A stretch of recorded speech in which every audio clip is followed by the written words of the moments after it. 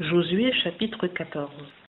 Voici ce que les enfants d'Israël obtinrent en héritage au pays de Canaan, ce que leur partagèrent Éléazar le sacrificateur, Josué fils de Nun, et les chefs de famille des tribus des enfants d'Israël. Leur héritage leur fut donné par le sort comme l'Éternel l'avait commandé par l'organe de Moïse, pour les 9 tribus et la demi-tribu. Car Moïse avait donné l'héritage des 2 autres tribus et de la demi-tribu au-delà du Jourdain, mais il ne donna point parmi eux d'héritage aux Lévites.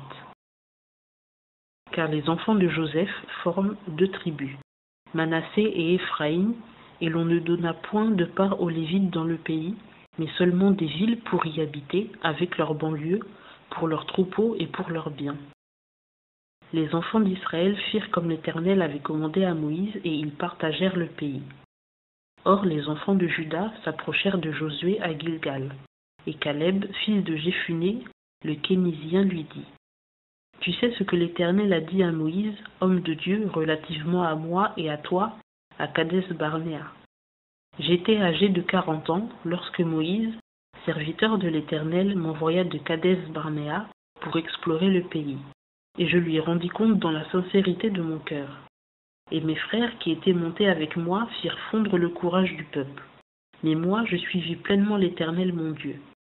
Et Moïse fit serment ce jour-là en disant : Certainement la terre que ton pied a foulée sera à jamais un héritage pour toi et tes enfants, parce que tu as suivi pleinement l'Éternel mon Dieu.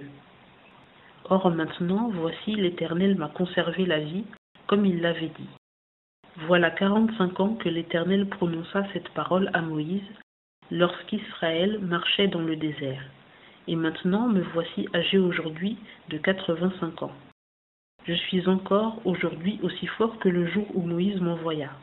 J'ai maintenant la même force que j'avais alors pour la guerre, pour sortir et pour entrer. Maintenant donc donne-moi cette montagne dont l'Éternel a parlé en ce jour-là.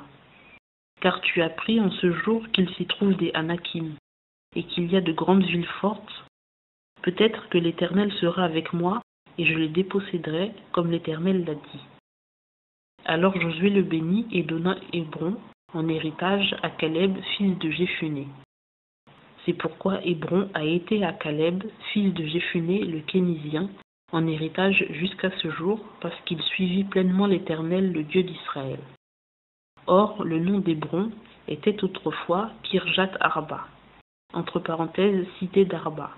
Arba avait été un grand homme parmi les Anakim, et le pays fut tranquille et sans guerre.